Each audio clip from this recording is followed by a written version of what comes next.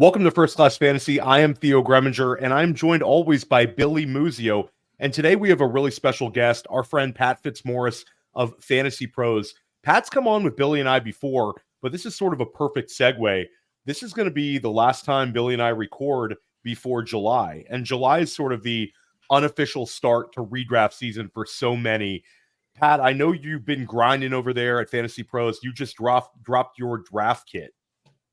Yeah, we did, Theo. If people go to fantasypros.com, they should find it right on our homepage, and just a lot of stuff. I mean, it's an abundance of rankings, strategy articles, player profiles, pretty much the works for redraft season. So when everyone's sitting on the beach with their laptops in July, hopefully they'll dive in and, get prepped for those drafts.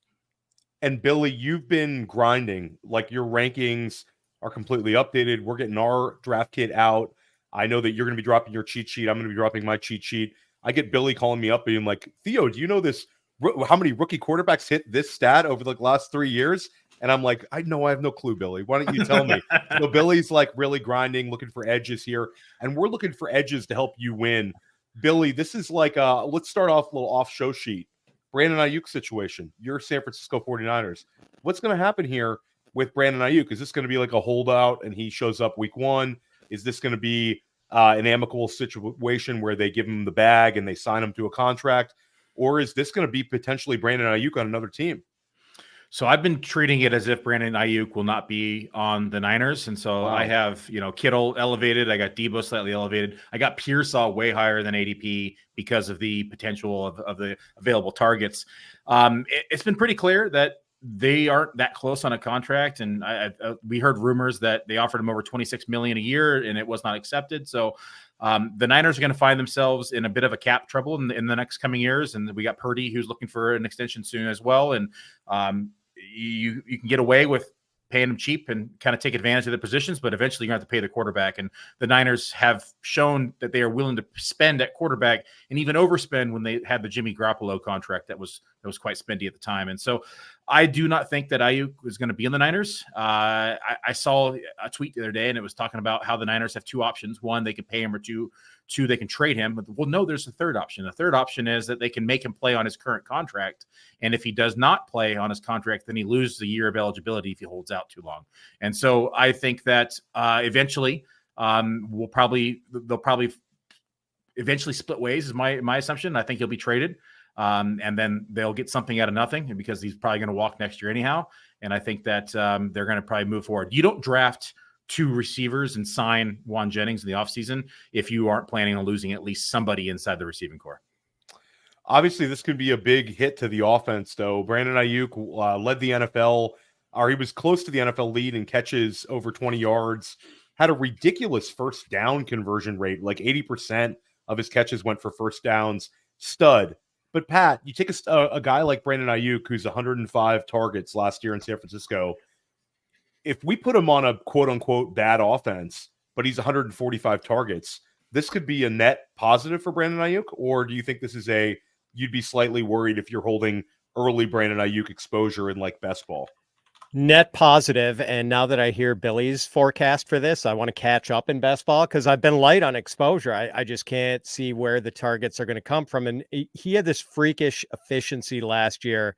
17.9 yards per catch, 12.8 yards per target, 2.65 yards per route run. And he needed it with the target count. It's funny, if you look at the guys who were around him in targets, like about the same numbers, Zay Flowers had 3 more targets than Aiyuk. Jacoby Myers, 1 more target. And those guys were like at 800 and some yards. Aiyuk was at 1,300 some. Elijah Moore had 1 fewer target than Brandon Aiyuk and finished with fewer than half of the receiving yards. Like he had 600 and some. So yeah, I want those extra targets. I don't care that he would be going to, probably play for a lesser play caller, probably play with a worse quarterback. I don't care. I'd rather have the 40 extra targets. Arthur Smith incoming. Me too. Well, I don't know. So the Pittsburgh one, I don't necessarily buy the Pittsburgh one. That would actually be terrible because we haven't seen Arthur Smith target anybody 120 times at the wide receiver position ever, A.J. Brown included. And then you'd have sort of a boxed out Pickens situation. you picking, I'm not sure how that would exist, but pretty much anywhere else I could paint a picture. Washington, Brandon Aiyuk could be fantastic. He actually caught passes from Jaden Daniels in college, but we gotta stick to a loaded show sheet tonight, guys. We're gonna pick Pat's brain on a number of subjects, but one question that I've got to ask you, that I ask everybody on Dynasty Life, on press coverage, and here in First Class Fantasy, if you could know the final stats of any single player in 2024, who would it be? All right, this might be kind of an unconventional answer. I'm going to go with Kenneth Walker III, because I think he's pretty good and possibly really good, but there's some sort of conflicting data points with him. He has forced more missed tackles than any running back in the league since he entered the NFL in 2022. PFF gave Walker the 8th highest rushing grade of any running back last year with at least 60 carries. But Walker was underwater in yards, rushing yards over expected last year. He was minus 27. He's really fun to watch, really hard to tackle, but he also has this bad habit where he likes to bounce everything outside all the time. So, a little too east-west and not north-south enough. And that's been the downfall of a lot of running backs. So also, we don't know quite what the Walker-Charbonnet split is going to be like last year. In games where Walker and Charbs played together last year, Walker averaged like 15.4 touches a game and Charbonnet 7.4. So it was clearly Walker is the preferred guy with Shane Waldron calling the plays. We don't know what that's going to look like with Ryan Grubb yet. So I guess the reason ultimately, Theo, that I want to know what Walker's numbers are going to look like, he's really affordable right now, like late 4th, early 5th, being drafted as sort of a mid-range RB2. And if I knew that we were going to get, mid-range to low-end RB1 production from him, which I think is a real possibility, that would be great to have him. You could pound wide receivers for 3 rounds or 4 rounds and then get Walker in the 4th or 5th. You could pair him up with one of those elite running backs, a CMC, Bijan, Brees, Jonathan Taylor, and have a just nasty 1-2 punch of running back.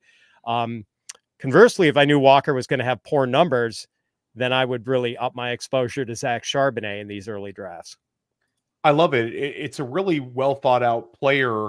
You bring up the cost and sort of a dead zone. Ken Walker, sort of a purgatory pick last year. You weren't really upset you took him, and you weren't really that thrilled you took him. Finished right about where he was drafted. Billy, Zach Charbonnet had more receptions, had a higher yards per carry on basically he was out carried 2-1, a little bit more than that, but still a little bit more efficient. Your thoughts on which one you'd rather have exposure to at ADP right now? For me, it's Kenneth Walker. I just think he's the better back. And I know that he wasn't as efficient last year as Charbonnet, but Walker just runs a little bit more violently. Charbonnet to me runs a little upright, doesn't have the same, meanness to him. And I just think Kenneth Walker to me, that's the back I want in the backfield when we're talking about tough yards and goal line carries. And I lean with Kenneth Walker. I'd say for me, the price is right on Zach Charbonnet. Last year, we saw so many year 2 backs take big steps forward. This Ryan Grubb offense is really interesting because Seattle was dead last in plays per game last year, and Grubb is sort of a passing guru. We'd expect that tempo to improve, maybe more opportunities for Charbonnet. And there's a chance they both hit at ADP, but with the contingent upside that Charbonnet gives me at that ADP, both were drafted about the same in the NFL draft, but I'm getting Charbonnet much cheaper. I'll take some shots on him. Pat, is there a rookie that you're interested in knowing the final stats for? There's probably like 6 of them, but which one stands out the most? Jaden Daniels. I mean, he just seems like such a perfect option in redraft actually this year. Like not going to be taken as one of the first 10 quarterbacks most likely, but does give you that massive upside because of his rushing ability. Like he has got the classic Konami code profile, hat tip, Rich Rebar.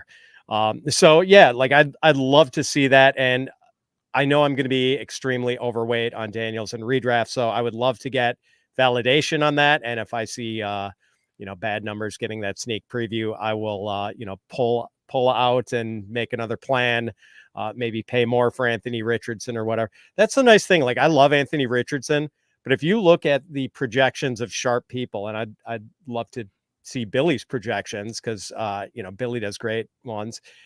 They're basically like, they've got Anthony Richardson and Jane Daniels with like very similar passing yardage totals, very similar rushing yardage totals, very similar touchdown passes.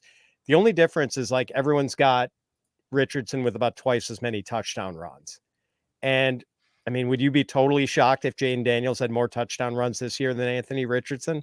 Like, I agree that Jane Daniels is the underdog there, but it wouldn't stun me if he had more rushing TDs than Richardson.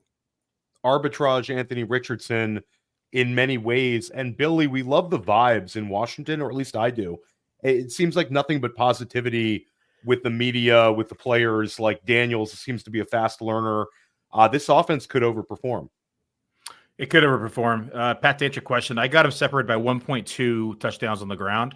So I got Richardson at 6, and I got Jane Daniels at 4.8. So I don't know where everyone else has, but I'm pretty high on Daniels, though. I got him as quarterback 11 right now. And so that rushing floor is just, I think, just opens up the game for these quarterbacks. And I loved him in college, and I think that he fell into a place that's actually pretty fantasy friendly, and has been, a little bit overlooked in drafts this year. We should also probably like that the Washington defense profiles to be terrible this year. So that could put him in a lot of okay Corral game scripts. You mean 16, not 6 for Anthony Richardson, right? Yeah. Just trying to clarify for our audience. I'm a conservative projector. All right, I'll take the over on both of those guys. But yeah, he's got the receipts to back it up, and I'm just giving the vibes I feel about both offenses right now. Let's keep this one going. I talked a little bit about Ryan Grubb, and Pat, there's a lot of interesting offensive coordinator changes and offensive coordinators maybe heading into year 2. Which offense do you think could ascend and lead to multiple ADP wins? And the operative word here, I think, is ADP wins, because there's one that's kind of low hanging, but all those guys are steamed. Which way are you at for this one, Pat? Yeah, maybe the Panthers with Dave Canales. Like and that offense kind of has to get a dead cat bounce anyway. But if Canales is the QB whisperer that he is reputed to be, and heaven knows he has worked wonders with Geno Smith and with Baker Mayfield, like, because Panthers are cheap right now. Like Deontay Johnson, I've been getting a lot in best ball.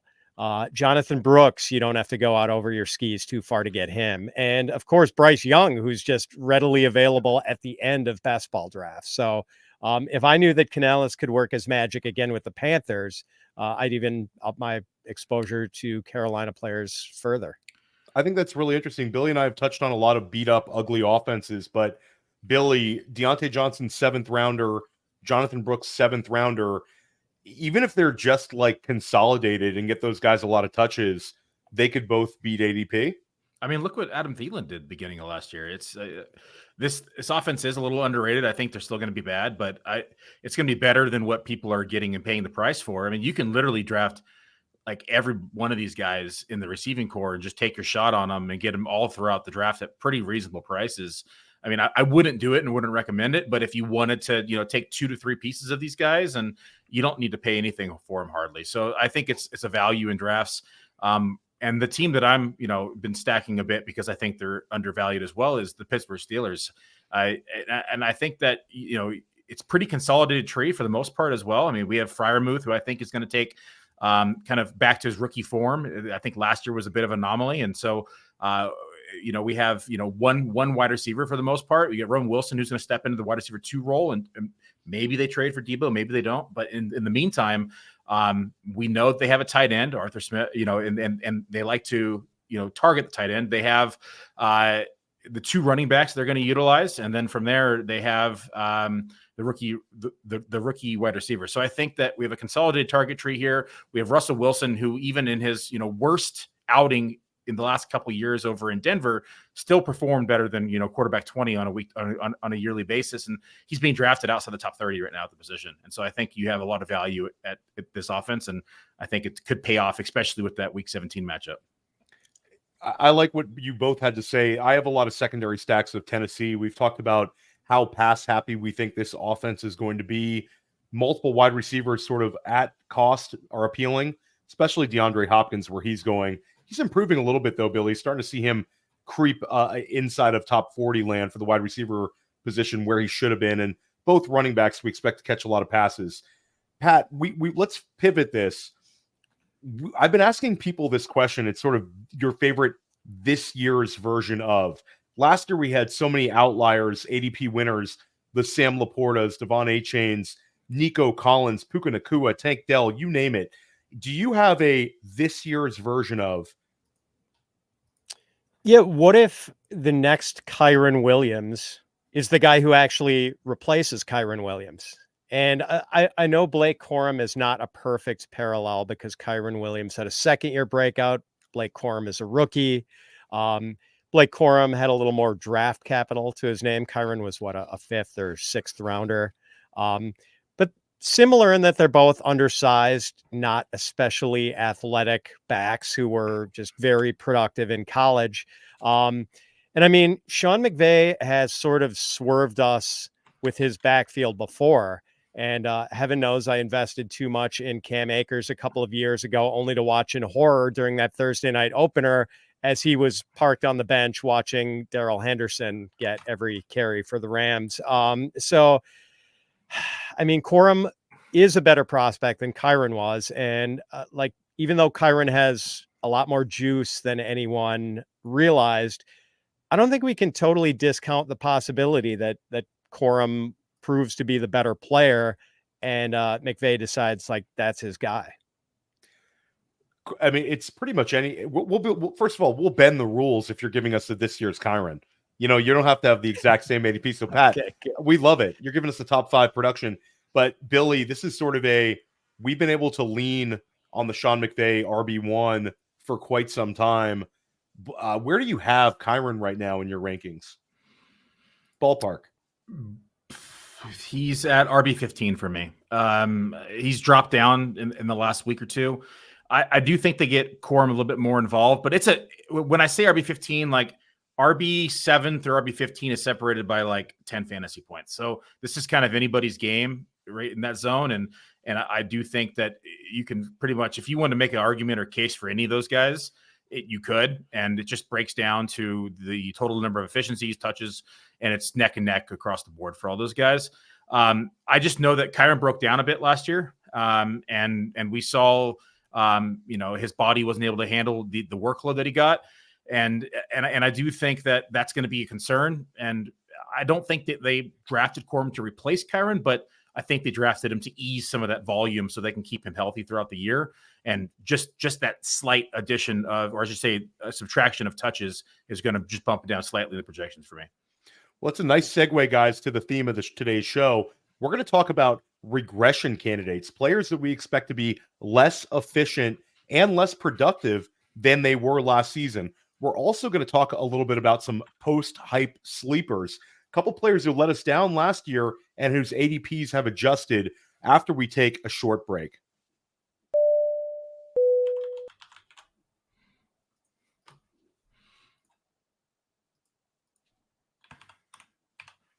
Oh, hey, it's Mr. Breakout Finder coming at you. The Breakout Finder features 3 key tools: a database of metrics that include speed score, college dominator, breakout age, but also Breakout Finder only stats like dynamic score, level of competition, teammate score. All of these things are part of the overall Breakout Finder algorithm that pinpoints the probability that a player will break out. Everyone's talking about my model does this and my model does that. Well, we give you the data points that go into the model. We have a feature that lets you compare players, and then we give you the precise probability of every wide receiver, every running back, sorted and filterable by class year. So when I'm talking to my friends and I need to show them why I'm so bullish on player X, I pull out the Breakout Finder and bam, there he is. So go to the App Store, go to Google Play. It's $5 to get the Breakout Finder, and then a couple extra bucks to get some of these additional enhanced stats. Go download it and thank me later.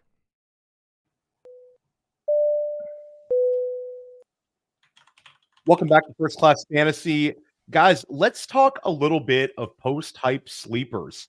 This is sort of we've seen a huge adjustment on a number of players, and this is sort of the case every single year. But I'm specifically looking at a few players who were drafted as top 3-round picks last year and now have come sort of crashing down in ADP. Let's start with Tony Pollard. Pat, wanted to kind of see where you're at on Tony Pollard. Last year, he was going off the board as running back 6 overall. When we were drafting in late August, early September, there was a lot of Tony Pollard in the first round. Now you're able to get Tony Pollard at running back 29 on Underdog. And I'll also add this. Pat, who do you prefer at ADP? Tony Pollard or Tyjae Spears? That's a tough one. I think maybe Spears a little cheaper. And maybe that's my principal concern with Pollard, that Spears is just really, really good. Also a little mildly concerned that, if Will Levis is really bad, that could just kind of short circuit this entire offense.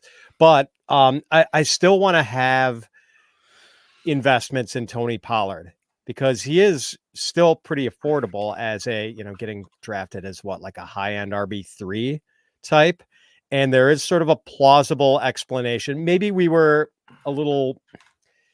kind of silly to think that his outstanding efficiency was going to carry over from a sort of a part-time gig to like a workhorse role last year.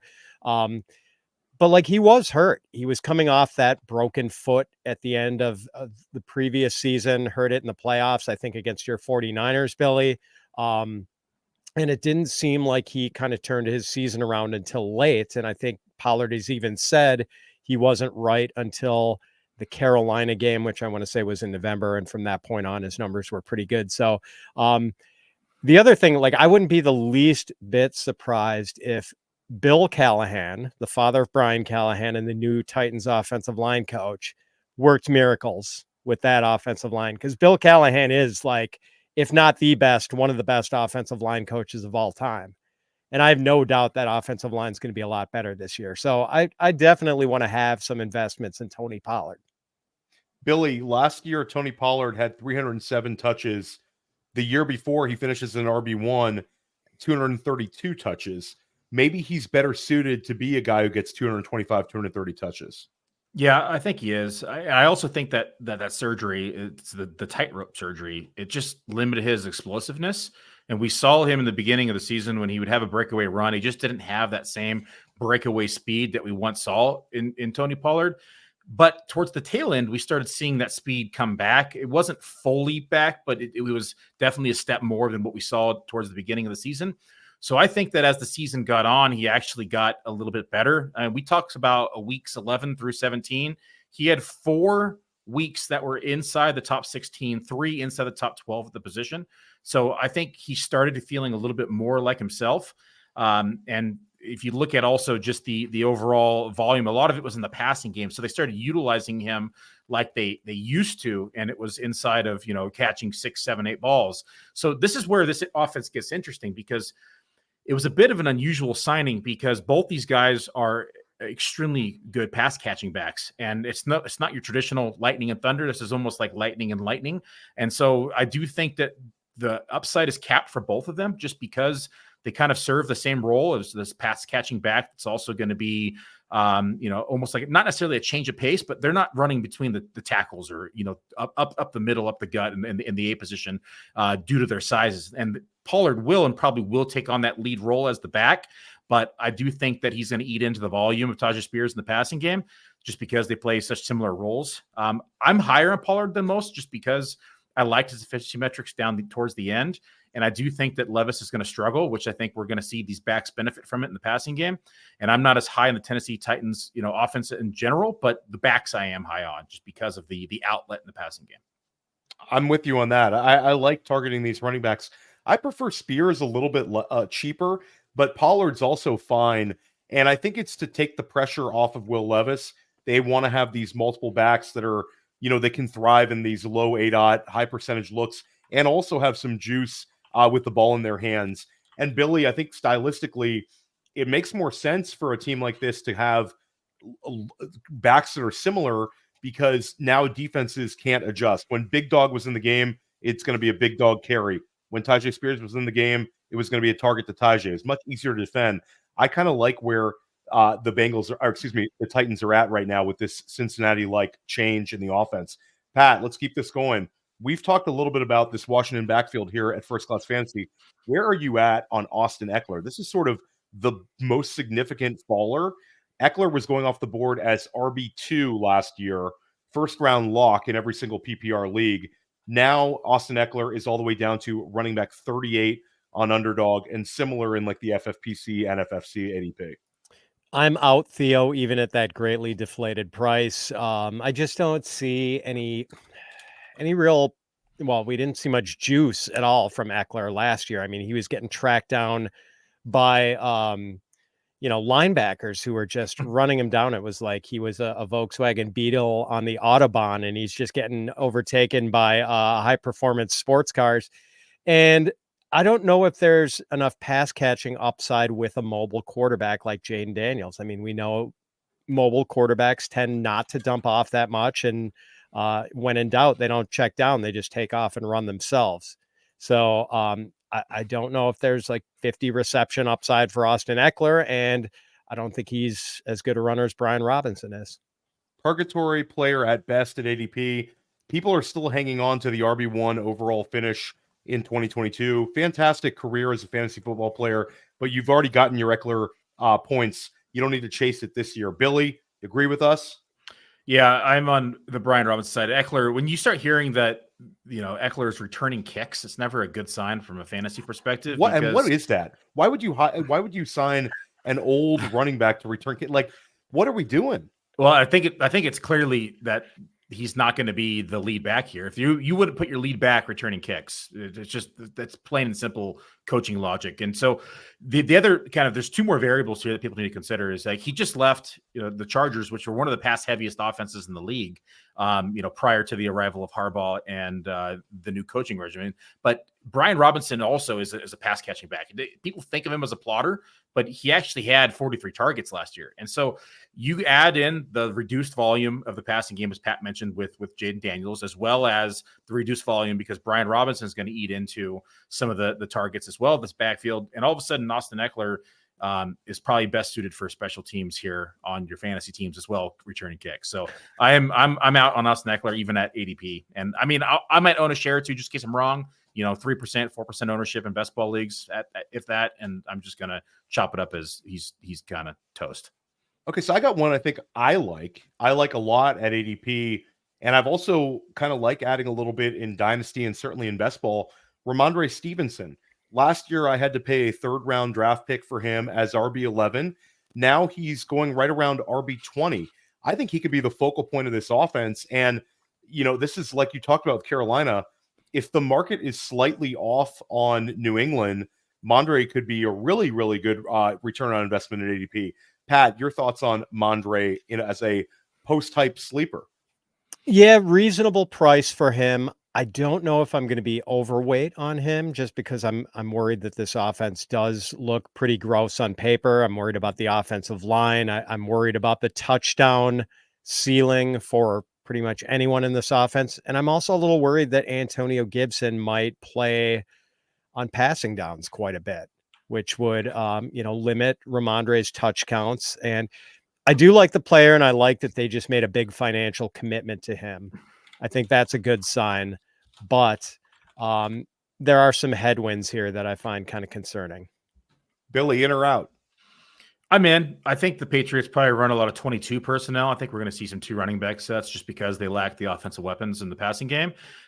We could see some 12 personnel too, which will also benefit the running backs. And so you're going to have 2 big men down. And so I think that I'm in on both Ramondre and Gibson this year, just because the lack of the weapons. And I think that we're going to have a bounce back year for Stevenson. Well, there we go. Let's talk about one more player. This is a kind of a funny one because this, in retrospect, this ADP sort of never made sense, but Calvin Ridley steamed up to wide receiver 12.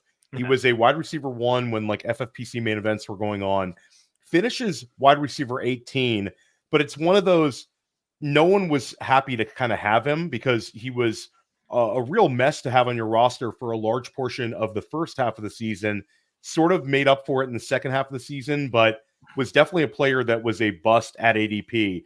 But now the market has corrected big time. Ridley is going off the board as wide receiver. I'm pulling up the current data. Wide receiver 35 on Underdog. Pat, in or out on Calvin Ridley? I mean, we're portfolio drafters, so yes, I'm going to have some of him in my. But if we were, like a lot of non-degenerates who have like one or two fantasy teams, I probably would not have Ridley on any of those teams. I do worry that if Will Levis is bad, Ridley's probably not going to pay off even at this cheaper price. And I still think DeAndre Hopkins might be pretty good. So, he is one of the more perplexing players for me. I will say that I don't have a strong feeling on him. I'm worried that, if I'm underweight, I'm going to regret it, but I'm probably going to be underweight. Billy. You know how I feel about Ridley. I know. This is do you know how much heat I got last year by saying that Calvin Ridley wasn't even a top 30 receiver and that I would much rather have Christian Kirk at ADP? Like, people like straight up attacked me on Twitter. They CC'd fantasy receipts, like you name it, everything. And then lo and behold, Calvin Ridley is exactly what we said he was, last year was the second time in his career he's actually eclipsed the 1,000 yard mark. And this is going back to 2018, even when he was with the Falcons and he had, just that offense that was throwing the ball 600 plus times a year. And so I think Calvin Ridley is forever like a B on the offense. I don't think he can be an A. So I think that it's actually a good thing that he has DeAndre Hopkins on the other side of him, because he's not going to be attracting the number one coverage. He's going to be attracting, the B coverage, and who knows, even maybe C at times. And so I think that Ridley is in a better place to succeed rather than being the alpha. However, going back to our original discussion, I don't think Will Levis is that good at football. And I think that we're going to see the passing game struggle despite adding all the weapons. And I think we're going to have some inconsistencies for both both DeAndre Hopkins and Calvin Ridley. And I like Hopkins better at cost than I do Ridley at cost. And I think that Hopkins is being undervalued, but I'm kind of scared to pull the trigger on Ridley just because of his track record and now in an offense that has a lot of questions. I think Hopkins is the lean for me as well. This one is an interesting one though, guys, because last year Stephon Diggs was obviously going off the board as wide receiver 5 overall, starts out the season just incredibly, and then completely had nothing down the stretch. I have one of my best friends is a big fantasy football player, but more of a guy who plays in like his home league, doesn't do these sicko early drafts like Billy and I. He texts me and he goes, Theo, I can't understand this Stephon Diggs ADP. This looks like such a steal to me. And I'm like, I don't know, we'll see. But Stephon Diggs, wide receiver 22, where are you at on this one, Pat? Because there's a lot of sort of mental gymnastics here. We all love the Houston offense. We think it's ascending. It's going to score a lot of points. But they have 3 wide receivers steamed up in ADP. You have Nico Collins, you have Stephon Diggs, and you have Tank Dell. They're all expensive. Which way are you leaning on Stephon Diggs specifically? Yeah, and with those ADPs on the wide receivers, I think CJ Stroud would have to throw for about 5,700 yards and 53 TDs to make them all pay off. So yeah, I'm kind of out. I don't really understand though. I do think I have Diggs. Maybe I did the coward's way out and have him as like rankings twins with Nico Collins. I know a lot of people prefer Nico, but boy, like if Diggs doesn't get the ball, do we think he's going to be happy and not say anything about it? So I could see like the squeaky wheel thing sort of keeping his target counts high, but man, like his rate stats down the stretch were so bad. He was averaging like 5.7 yards per target over the last 2 months of the season, throwing in the playoff games too. He was terrible in the playoffs. I'm more out than in. I think I've already got a couple of shares in best ball, but I don't want much more exposure than that.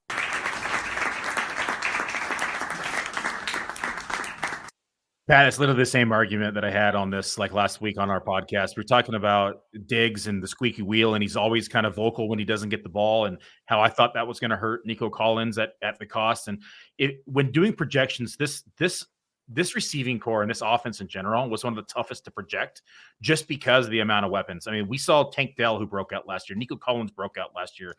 We add in Diggs to the mix, who's going to be demanding targets. We have Schultz quite frankly, who even had 88 targets. We have Joe Mixon, who had 63 targets last year. So it's not easy to separate and kind of evaluate where all these targets are going to go, because it could go one way one week and another way a different week. And so I'm kind of lower on everybody with the exception of Mixon at cost. Diggs is about right at ADP because I think that he's a guy that could outperform it, but also, take a step back. And so I kind of did the same thing, Coward's way of kind of hedging there, and saying, I think he's the number 2 option in this passing game right now at this point in his career, just because he's going to be vocal when he doesn't get the ball. And so they're going to keep him in the mix, but it's a very difficult offense to kind of, distribute all the targets. It's interesting because we sort of have the underdog effect in the way we're looking at things. And that's certainly like there's a reason. It's because everybody's drafting on underdog, but like Tank Dell cost me 36 overall on underdog. Stephon Diggs cost me 30 overall. But then when we push this into like our friends at Fantasy Pros sponsoring the Fantasy Pros Championship at FFPC, I can get Tank Dell at the 5-6 turn. So for me, it's a 5-6 turn Tank Dell. I'm taking shots on that all day in some of these redraft formats, and I'll let somebody else take Stephon Diggs. I think Stephon Diggs and Nico Collins could all actually kind of cannibalize each other on big usable weeks. Dell, I think, might be the consistent one. 15 points per game as a rookie. I don't see how you could sort of put that back in the bag. Let's keep this going, guys. Let's do a little bit of lightning round here. Well, actually, not quite lightning round. Let's take a quick, Pat, your basic thoughts on the current tight end and quarterback markets. Last year we saw Travis Kelce steamed up to tight end one overall for several seasons, really. There was the one Mark Andrews year, but it's been mostly Kelce as the tight end one. And if you wanted Kelce at the tight end one, you had to pay for it. Last year, especially, even non-tight end premium, Kelce was costing you a huge premium. Now on underdog, Sam LaPorta is tight end one overall, but LaPorta doesn't go off the board until the tail end of the 3rd round. So it's sort of your thoughts on the new tight end marketplace. I know you guys are I had Andrew Erickson on press coverage, and I know you, Debro, and him all have differing opinions on who finishes as tight end one overall. So sort of your approach to how drafters should be handling the tight end position. Yeah, I think Erickson and I might differ on this one. I think he prefers kind of an elite tight end strategy. I think that I've tried to talk myself in years past into thinking that there was tight end depth, and there really wasn't. Yes. I think this year there actually is legitimate tight end depth, and I'm not just fooling myself. We're not fooling ourselves, Billy. Is there actually depth at tight end this year? I'm at the same ballpark as you. Every year I tell myself tight end so deep, and then we get to like August 15th, and I'm like, wow, the tight end landscape sucks. Right. And you're picking up Taysom Hill and, trying to roll him out every week and see if it's a Taysom Hill week. But like, there is depth this year. There's depth. I don't mind waiting. Like, I don't mind waiting for like Jake Ferguson or Billy mentioned Pat Freiermuth earlier. Like, this sets up really well for Pat Freiermuth, especially with Arthur Smith being a former tight ends coach. So I think there are more options, and I'm because of that and because of the depth at quarterback too, where you're seeing Trevor Lawrence drafted in quarterback 2 range, Jaden Daniels being drafted in quarterback 2 range. I'm waiting at both positions and just hammering running back and wide receiver in the early rounds, wide receiver especially. I mean, because that once those wideouts are gone, like, you're never gonna find guys who are like going at wide receiver 70 who are going to turn into stars. Well, it actually did kind of happen with Puka Nacua last year, but that was just a complete fluke. We see like running backs come out of the fog all the time. Never a wide receiver though. So with the depth at quarterback and tight end, I'm content just hammering other positions for 5-6 rounds and, doing business at quarterback and tight end a little later in the draft. Yeah, it's interesting, Billy. Last year we had 6 players finish at the tight end position with 200 or more PPR points. That's significant. The year before there was 3, and it would have been 7 last year if Mark Andrews didn't get injured. So I think that this is sort of a really strong period for tight ends and tight ends in prominent situations that could score points for us this year. I don't mind taking some shots on some of these early ones, but I do agree with Pat that low end tight end one, which sort of has been a dead zone for tight ends in the past, does have a lot of really appealing options. Like George Kittle is super cheap right now. Brock Bowers, I can get at tight end 10. David Njoku, tight end 11. And then you bring up Pat Freiermuth, tight end 14. We've talked about him on First Class Fantasy a lot. So I think I could be pretty fluid, but I do feel like if you go a little bit lower than like Pat Freiermuth and you're searching for late tight end, you could really be punching up this year, because I think there's going to be multiple 200-point scorers, that are going a little bit before him. Billy, your thoughts on the overall strategy at tight end? Yeah, I think you have to mix it up if you're doing multiple drafts. Of course, you want some exposure to these elite guys like LaPorta, Kincaid, McBride, Kelce, Andrews. Like these five, anybody can finish them as number one, and they're probably all looking at like 115 targets and above pretty easily.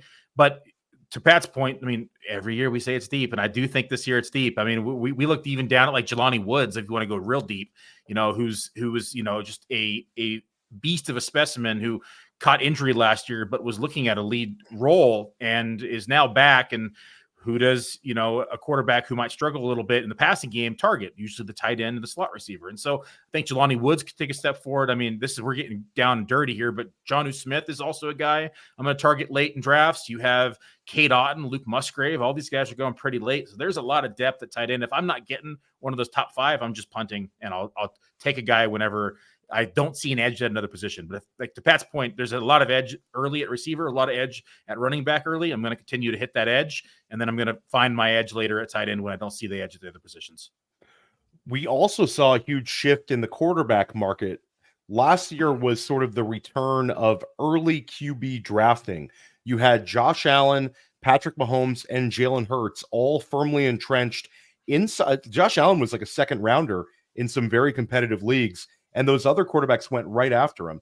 And as the summer moved along, it wasn't like the ADPs dropped. It actually was they started pulling Lamar Jackson as sort of like a gravitational pull towards the big three. It became a big four. Now everybody's cheaper. Josh Allen is going off the board on Underdog at 37 overall. So you're seeing fourth round Josh Allen a ton. Jalen Hurts inside of round 4. Lamar Jackson inside of round 4. Mahomes is basically a 4-5 turn pick. So you've seen the market shift. Pat, what's the appropriate approach? Should drafters, is this an overcorrection and you want exposure to some of these elite quarterbacks at the top? Or do you feel like you can go even a little bit deeper? I feel you can go even a little bit deeper, but relative to those other elite quarterbacks, I do kind of like the value on Patrick Mahomes, and I'm going to be tempted by that. I mean, he's my quarterback one this year. He was so hamstrung by lack of wide receivers last year. I mean, he had Rashee Rice, who he milked a good season out of, but that was basically throw Rashee Rice a wide receiver screen and let him do everything after the catch. There just weren't guys who could get open. Now he's got Marquise Brown, Xavier Worthy. Like he's got some guys to throw to. And of course, he's still got Travis Kelce. So I think we're going to see a big bounce back, and we're not going to see Patrick Mahomes finish QB 12 in fantasy points per game again. Billy, before you answer, we're going to cut you off. You're not allowed to go deeper than quarterback 18 in this strategy discussion, because Billy is a true quarterback sicko. So I don't want to hear about your Derek Carr builds and all these like real punt QB ones. Let's keep it for the audience out there. There's two things that I'm consistently like good at ranking. It's running backs and quarterbacks. You throw in tight ends and it's just randomness at times. And I've done well at quarterback. That's why Theo's going to hold me here to 18, because every year you can punt the position and you can find somebody who's going to finish in the top 12. I bet you can go back 10 years and I bet you there's at least one name in there that's going to land in the top 12. As of late, we saw Geno Smith do it 2 years ago, right? Last year we had a couple. We had Goff who did it last year. We had Purdy who did it last year. Every single year you can find somebody who's going outside the top 12 position who's going to finish inside the top 12. And even we can go dig down to like quarterback 18 through 24, and you can find somebody who's going to finish inside the top 12. So I think there's a lot of value at the position. You just have to find that value. Like, to me, that this year is Russell Wilson, right? He's going so late, he's free. Like, you can literally just take him in the last round Underdog, and he's probably going to finish into the top 17 of the position. And so, yeah, with the upside that he has as well, like there's a lot of quarterbacks. So I'm punting. I will gladly wait and take the down and dirty and go with two of them if I have to. Like last night in the FSGA draft, I got Trevor Lawrence in round 12. And so I just sat there and waited. And everyone took a quarterback early. And then eventually no one took a second one. And so I got the value and I was happy with it. So that's what I do with quarterbacks. Same thing, wait till you get the edge. Like maybe you come around and the draft board's dried up and you're running back and your wide receiver pool, and then great. You can pull the trigger on a Mahomes. You can pull the trigger on a Lamar Jackson if the value falls to you and it's an edge at the position. But for most time, I find edge at the core positions, which is running back and receiver, and I'm punting the quarterback in the tight end position. And I think you nailed it with the term edge. And that's a Dan Williamson thing, where Dan Williamson, one of the best FFPC drafters, creates content for us as Player Profiler, co-host of Stack Hunters. Dan would always say that when you feel the edge is gone at running back, wide receiver, or tight end in a competitive draft, that's when you sort of pivot to the quarterback position. But I will say, sort of a cautionary tale, last year was a dream year for waiver wire QB pickups. You had Jordan Love was available in a lot of home leagues. You obviously had Baker Mayfield, CJ Stroud, Sam Howell, guys you could kind of churn through. And then you also had guys like Dak Prescott, Tua Tagovailoa, and Jared Goff all being drafted as QB2s. Your guy, Brock Purdy, drafted as a QB2. So I think this year is interesting. I wouldn't want to go too deep. I think, Billy, you hit it, and Pat talked about Jaden Daniels, where if you want to swing for that sort of archetype, you can go with a Jaden Daniels, Jared Goff double tap, and I'm able to get sort of the stability in one of the league's best offenses, plus a potential top 5 player who could lead all quarterbacks in rushing yards. Like, have a specific plan this year, because I don't think the waiver wire will be as beneficial. And I'll say also the lower QB1 land, there's some really interesting plays there. Like Kyler Murray, I think, is a really interesting bet right now. Anthony Richardson, a really, really interesting bet this year. But I do agree, you can take multiple pathways. But, Pat, you talked a little bit about your tight end one. Who is your QB one? It is Mahomes. Excuse me. No, it was your QB you gave me. My tight end one. Tight end one, excuse me. Yep. I'm team Sam LaPorta. And like, I know a lot of people think it's kind of silly to fade Travis Kelce, but I do worry that Kelce's snap counts have been coming down. Like his snap percentage last year was 77%, which was the lowest since 2014, which was like his second year in the league. So it seems like they're doing a little of the Greg Popovich load management with Travis Kelce now. Just got to keep that guy fresh for the playoffs. We know the Chiefs are going to be there. They want to keep him fresh for the most important games of the year. So, it's LaPorta, but I do think it's kind of more wide open than it has been in quite a while in the TE1 race. Yeah, for me, I'm going to lean into LaPorta, but I actually think it's very close with him and Dalton Kincaid. And I can get Dalton Kincaid a little later. Kincaid is going to be the number 1 target on Buffalo. They sort of drafted him. People are like, they're trying to copy the Chiefs. Well, we are totally here. They have their Travis Kelce. Whether he can perform at that level, I'm not sure. But I think we could be looking at 140 targets, 135 targets for a player like Kincaid with one of the better quarterbacks in football. So LaPorta, tight end 1 for me, but Kincaid not too far behind. Billy, where are you at for your current tight end 1? I got LaPorta as well, but the top 5 are separated by 6 fantasy points. And so Kincaid comes in at 3, but only a 1.5 behind Travis Kelce for me.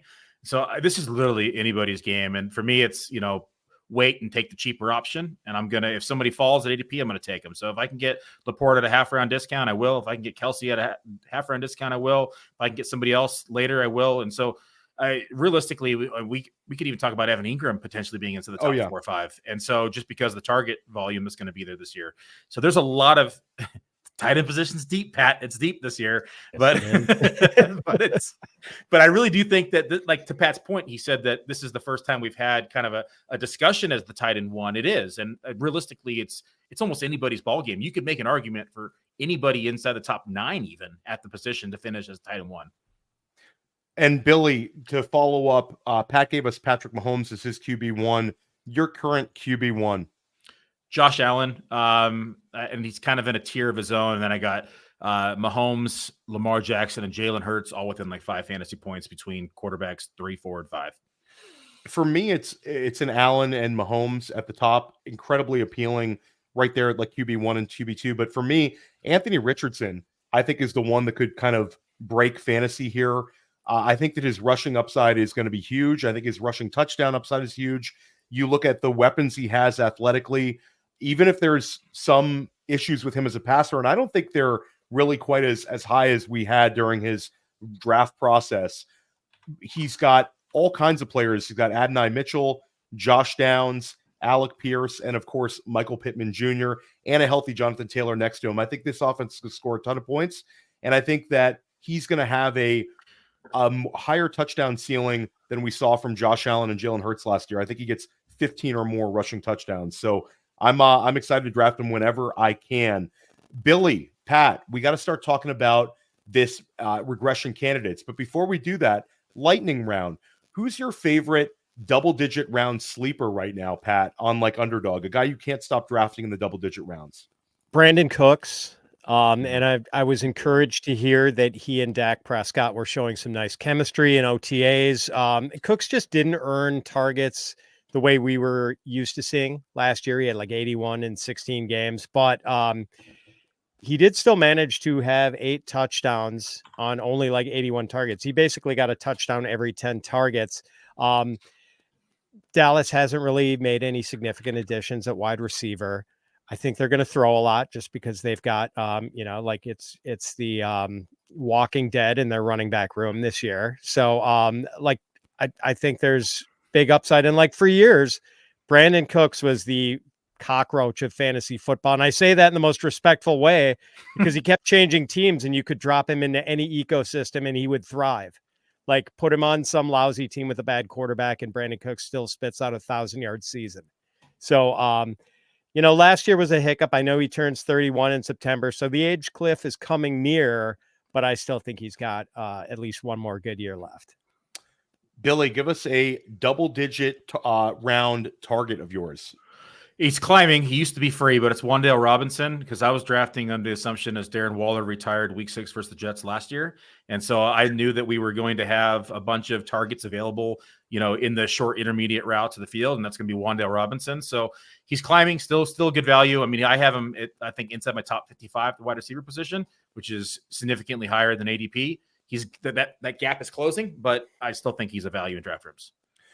And for me, I've talked at length about Marshawn Lloyd as a target of mine on multiple shows. So I'll switch it up a little bit for this one. Right now, it's the Jerome Ford, Deonta Foreman double tap. I think you do it in every single format right now until we hear about Nick Chubb.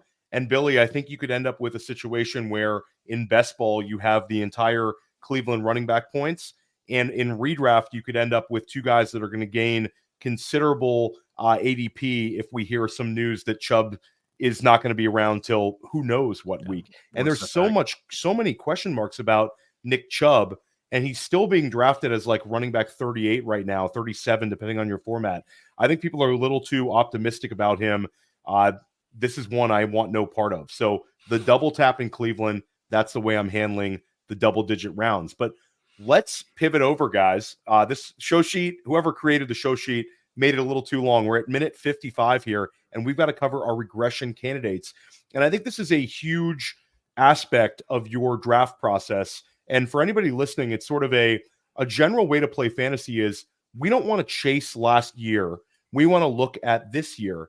And that being said, if we look at last year's stats, we can oftentimes find players who are going to go get a little overdrafted, Billy, because their situations change or there's potential that just statistically they are going to regress. So this list is collectively put together by the 3 of us. Pat had the most names on this list, but we're just going to round table discuss these guys.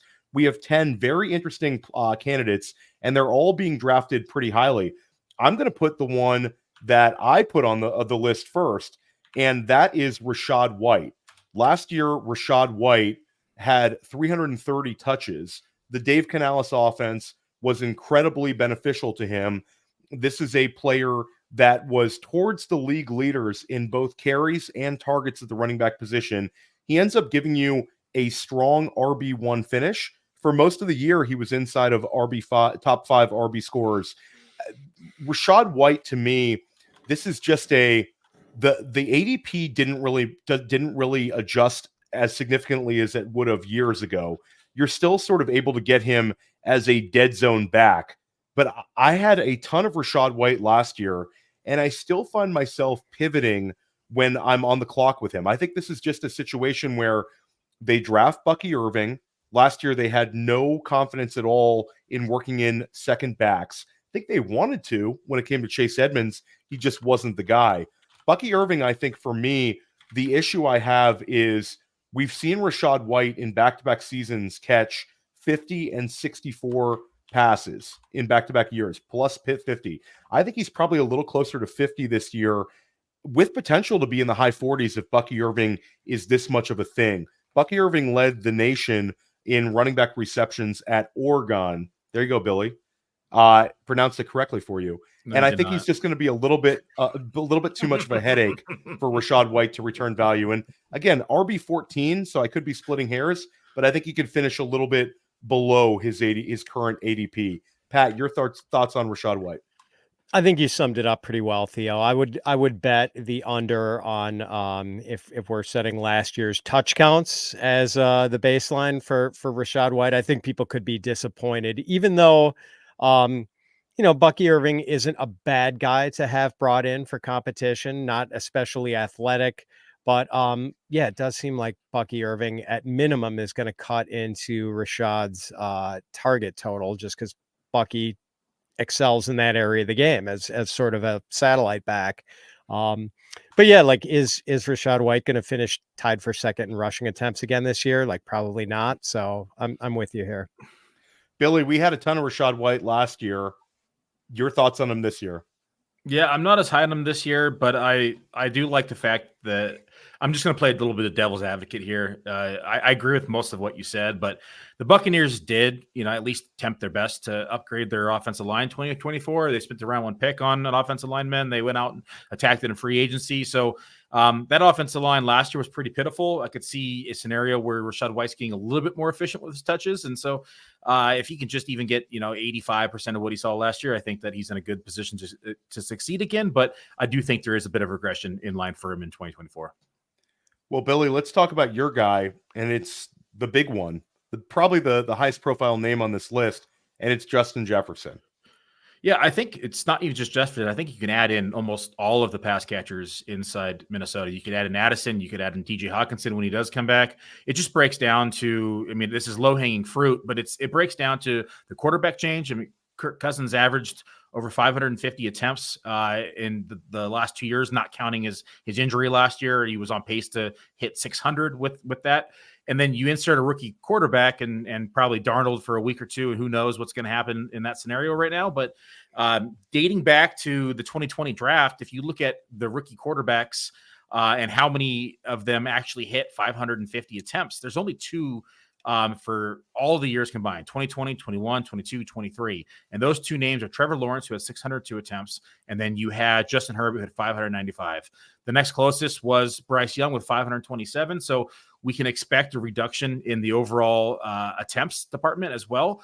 This offense probably isn't going to be as efficient either. And so when you just, from a pure mathematical standpoint, you're looking at Justin Jefferson regression, you're looking at Jordan Addison regression, and you're looking at TJ Hawkinson regression. So you can just insert, Minnesota Vikings receivers or pass catchers into this discussion. And Pat, you had Jordan Addison listed, so take it away. It seems like everybody's trying to knock one of these Minnesota wide receivers. Are you also fading Justin Jefferson? Last year's 101, and now you're able to get Jefferson oftentimes at like the 7th overall pick, 6th overall pick. Your thoughts?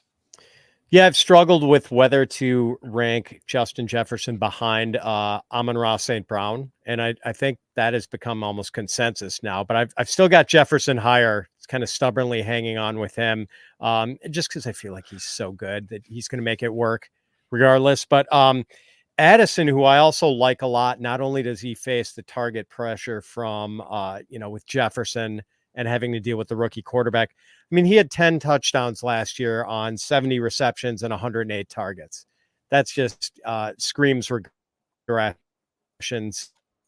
So as much as I have the kind of season where I think he's a guy you feel confident putting in your lineup every week in managed leagues? For me, it's sort of I'll take a devil's advocate approach to Jordan Addison. Addison is wide receiver 42 right now. He's going extremely late. Billy, we're starting to see some 8th round Addison in like the Fantasy Pros FFPC tournament. And for me, it's like Jordan Addison was very good last year. Obviously, there could be some regression on the touchdown scoring, but when it comes down to it, I think that the TJ Hawkinson injury is the big X factor. This could be such a consolidated target tree for these guys, even if it's a little less efficient. When it comes to Addison, I think he's going to punch above like wide receiver 42 in ADP right now. And I think he's going to do it very comfortably. And I believe in the talent. So I'll continue to take shots on him. When it comes to Jefferson, it's just hard because I have Amon-Ra St. Brown there, and I often have Breece Hall there, where I could pivot to one of those guys when it comes to being on the clock in the first round. But for anybody drafting volume, you do not want to be without Justin Jefferson. At least have some exposure there. But I totally see sort of where you guys are coming from with that one. There was another year 2 wide receiver on this list, and this is one that Pat put in as a regression candidate. And this hurts me, Pat, because I'm a big fan of Jaden Reed, a.k.a. the War Daddy, wide receiver 10 from week 10 on.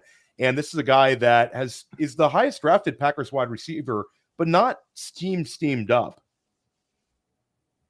Yeah, I mean, it's mostly I expect touchdown regression. The fact that he scored touchdowns in about like 13% of his touches last year, I think, and 10. The other thing, like if we get a healthy year out of Christian Watson, I wonder what Jaden Reed's target share looks like. The other thing is like he doesn't play in 2 receiver sets. And granted, the Packers do play 3 wide quite a bit. But I think there were only 2 games last year, including playoffs, where we saw a snap share north of 70% for Jaden Reed. So I'm just a little concerned maybe he's not on the field enough to live up to his fantasy finish from 2023. The snap share, I think, is the biggest one. And I do agree with you that that's something that's going to need to improve. He was like a 55% snap share player. Billy, you think that that's Green Bay is going to self-scout, get him on the field way more often, or is he going to have to deal with sort of being a slot receiver that only comes on the field in 3 wide receiver sets? Yeah, that one hurt me too, Pat. I'm actually high on Reed this year. I have him as wide receiver 30. I think that we see the transition to him being on the field more in 2 receiver snaps. I think that they saw what they had in him last year. And I think a lot of this is also dependent on Watson, but I could see Watson being the guy that's going to come off the fields now just to use him. He's a field stretcher number 1, but I think that we're going to see Romeo, who I was higher on than most, but I think that he's the one that we're going to see kind of take the biggest reduction in snaps and overall targets as Watson gets his way back on the field. So Billy wanted to throw out the depressing name in Justin Jefferson, and Pat, you want to do the same thing with Josh Allen. You have Josh Allen as a regression candidate. Pat, this is a guy that finishes QB1 overall every single year. Explain this one. I know. So this is mainly about rushing touchdowns. Like his rushing touchdown total since coming into the league, 8, 9, 8, 6, 7, 15 last year. So we're not seeing 15 rushing touchdowns again. At least I don't think so. But like I will push back on something. I know Billy said that like Allen is a tier unto himself in his rankings. I just worry, like, aren't we at all concerned that after what we saw from Patrick Mahomes, a guy who was perennially like a top 3 fantasy quarterback, and all of a sudden he's like stripped of competent wide receivers. Like, as much as I am enthusiastic about like Keon Coleman and Khalil Shakir, there's very little proven talent at wide receiver for the Bills right now. And like, what if Josh Allen suffers sort of the same fate that Patrick Mahomes suffered last year? So I'm a little concerned about that. And, obviously concerned he's not going to run for 15 touchdowns again. I think when it comes to these truly, truly elite fantasy QBs, that's not the Patrick Mahomes takeaway that I'm looking for. I'm thinking about the year that Patrick Mahomes lost Tyreek Hill, and there was so much worry about what's going to happen with him. I think this is sort of a Josh Allen is going to come out swinging type year, and I think this offense is going to be very, very efficient. I would have a hard time fading him. And again, I think the market has sort of already pushed him down with the ADP, so it's not costing me a second rounder. It's costing me a fourth rounder this year. So I can see where your head's at, Pat, but I do think that this is a player that's sort of unbelievably consistent, especially at that QB spot, which is really difficult to kind of maintain this QB1, QB2 overall finish every single year, and he finds a way to do it. And again, I'm on Dalton Kincaid as tight end 1, so I gotta back my guy Allen. But there are some guys on this list. Wait, hold up. We can't let Pat off the hook that easy. You already He made doesn't your case even for he Josh doesn't Allen. even mention Curtis Samuel. I mean, come on, Curtis Samuel has like beat ADP every single year, pretty much in his existence in the NFL. And I think I agree that we're going to see some reduced stats for Josh Allen, but now he's got a bunch of guys who are going to be, they're going to dominate the middle of the field and the flats. I mean, I think they're going to have a little bit of a struggle pushing the ball down the field. I mean, Marquez Valdes-Scantling is just out there running sprints, that he's going to do his job to get a guy to go deep with him. We're going to see Keon Coleman, who's going to probably help do the same. But then you have Khalil Shakir, you have Curtis Samuel, and then you have Kincaid all running in the short part of the field. I actually think that we could see a completion percentage go up for Josh Allen, and he probably sees a reduction inside of the running game, because unless he's scrambling for his life. But I think that we're gonna see some offsetting stats. But Curtis Samuel, I think, needs to be in the mix. We talk about the receivers that he has, because he's consistently beaten ADP and consistently been a big part. And look at what he's done with his, now. So the offensive coordinator changed with Brady, right? He had Curtis Samuel's career year with Joe Brady. And so I think that this is another part of the equation that we have to consider, because Curtis Samuel's been mixed not only in the running back, but the receiving core. So I think it's a good weapon for him. To be continued between Pat and Billy on Josh Allen gate. But there's another player on this list, a quarterback that, Pat, we talked a little bit about Brock Purdy as a guy that really crushed his ADP last year. Brock Purdy has come up. He's like quarterback 13 on Underdog, but you view him as a regression candidate. Just because his efficiency stats were through the roof last year, 9.6 yards per attempt, led the league in touchdown rate. I believe it's 7%. It just maxed out on passer rating and QBR, basically. And I admit to underestimating Purdy. Prior to last year, I thought that the previous season in 2022, we kind of saw him stumble a little bit when he ran up against a good Dallas defense in the playoffs. They won that game, but and I feel like to some extent when he gets into the playoffs and sees better defenses, we see like a lesser version of Brock Purdy. But he is the point guard for Kyle Shanahan, one of the best play callers in the league, and it seems like he is like Shanahan's proxy out there, and he likes that, and he's obviously surrounded by great skill position talent. I mean, I would certainly knock him down a little in my rankings if Billy proves prophetic and we do see Brandon Aiyuk traded. But we're not going to see him average 9.6 yards per attempt again, and probably not have a touchdown rate of 7%. But I don't want to knock him too far down just because he's in such a good situation. Billy, if we could please refrain from calling him Purdy and please call him the GOAT in previous discussions, because Brock Purdy, year one, everyone doubted him because it's the system. Great. Okay. He was super hyper efficient. Year two, he's even more efficient, and he's even better than he was in year one. And it's completely fine if someone is a system quarterback. I'm going to call it and say right now, the man over my shoulder was a systems quarterback. And guess what? It was one of the best systems ever out there. And I think we're seeing the same thing in Kyle Shanahan. I don't care if he's a systems quarterback or not, but he's definitely succeeding, and he continues to get better. I mean, everyone thought his yards per attempt in 2022 were high at 8.1. Then he comes out at 9.6. I don't think 9.6 is feasible again, but if we're still talking about 8.5, that's still going to be near the top of the league, if not at the top for, starting quarterbacks. And this is not something that we can take lightly in the Shanahan offense. Again, though, losing Aiyuk could put a damper on things, but he's got a lot of players who are yak monsters with George Kittle, Deebo Samuel. He's got Christian McCaffrey. So there's a lot of room for him to still succeed inside of this, yard per attempt average and getting his overall yardage up as well. Young Billy Muzio was like 4 years old watching Joe Montana on TV and said, you know what? It's the West Coast system, but that guy's still really, really good. We're going to talk about Brandon Aiyuk though, guys, because we talked about him earlier in the show. Pat, you have him listed as a regression candidate. Yeah, it's just again those rate stats that I had mentioned earlier. 17.9 yards per catch and 12.8 yards per target. Like that is an insane number. And man, like I don't think he can equal that, and that's why I hope Billy's right that he actually goes someplace where he has a better target outlook, because like he's not just a great wide receiver. He is a great all-around football player playing wide receiver, one of the best blockers at the position.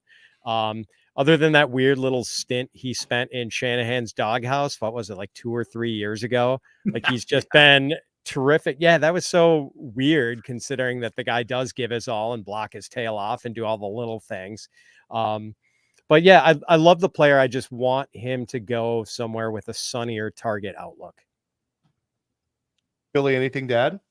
No, I think it's on the money. I think that the only thing we got to be cautious of is that his efficiency is going to drop. Again, we go from this, hyper efficient system to, quote unquote, maybe an Arthur Smith system, or, heaven forbid he lands on New England. Right. And so if there's a lot of places that he could land that this efficiency is going to come way down. And if he does see an increase in targets, we're kind of back to square one and where we are in total points. And so I think it's going to break down to a math game, but ultimately it's going to be very dependent upon where he lands. If he doesn't, if he stays in the Niners, then great. It's better for everybody that we've just talked about. But if he does move on, then we got to be cautious of where he lands.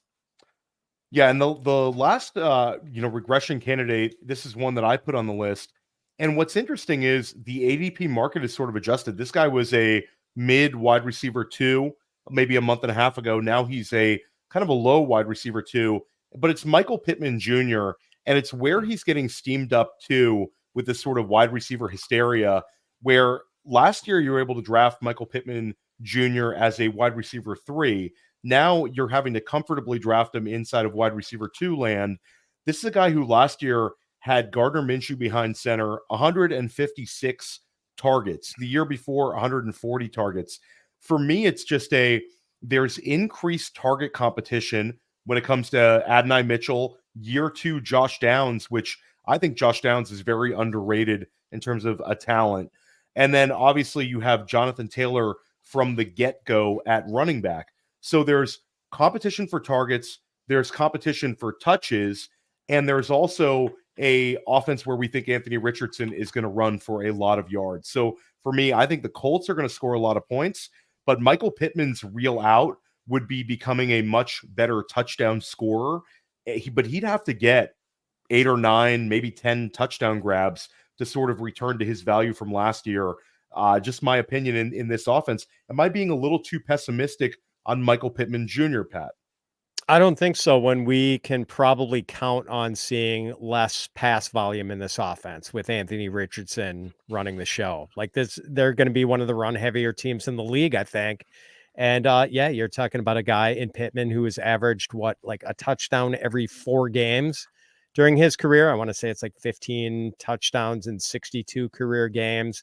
Has averaged exactly 10 yards per catch the last 2 years. So he's not really a big play guy. He needs that volume to pay off. And I don't know if he gets it this year. Billy.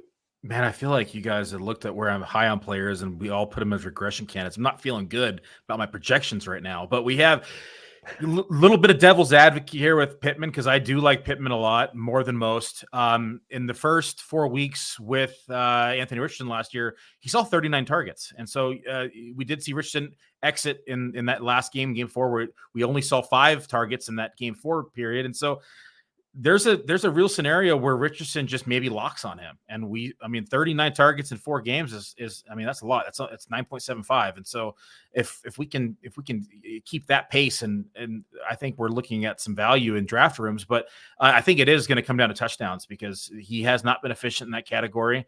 And if he can take a step forward there, then I think that we're talking about a potential top 15 or 16 receiver. So I'm on the other side here with Michael Pittman. And I think that the offense is going to be better to where they're on the field more. They're getting more, they're moving the chains more. They're going to have more opportunities. And so I'm kind of taking an opposite approach here at Pittman. Well, there you go. And I got to say, Pat, we told you an hour. It's an hour and 15. You were very generous with your time and your takes as always. Let everybody know once again where they can find your work. Yeah, please check out fantasypros.com. Listen to the Fantasy Pros Football Podcast and the Fantasy Pros Dynasty Podcast, and find me on Twitter at @Fitz_FF. And Theo, Billy, great hanging out with you guys as always. Thanks for having me. Billy, what do you have coming out? Well, just podcasting with you right now. The rankings are being updated a couple times a week right now. I'm going to do another big update tonight. We're going to get those posted in the morning, so keep an eye out there. There's a few movers, and I think there's some internal debate here with the team on a couple of them, but I put the foot down and we're moving Odunze down, Theo. So I know you don't like to hear it, and so it's happening though, whether you like it or not. He's going down, but that's it. Keep an eye for the updates and see you next week here on First Class Fantasy. Yeah, and look for more rankings debates like this on First Class Fantasy. We're trying to find you the edges to help you win your league. Check out Pat's work over at Fantasy Pros, and we will see you next week.